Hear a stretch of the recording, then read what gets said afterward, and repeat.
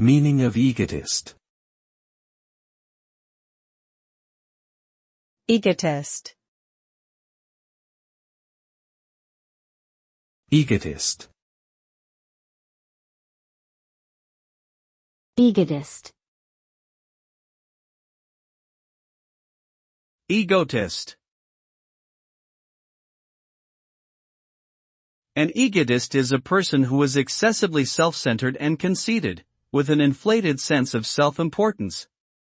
They tend to prioritize their own interests and achievements over those of others, often disregarding the needs and feelings of those around them. Egotists may also seek constant validation and attention from others, and may become defensive or hostile when their self-image is challenged. This behavior can lead to strained relationships and difficulty forming meaningful connections with others.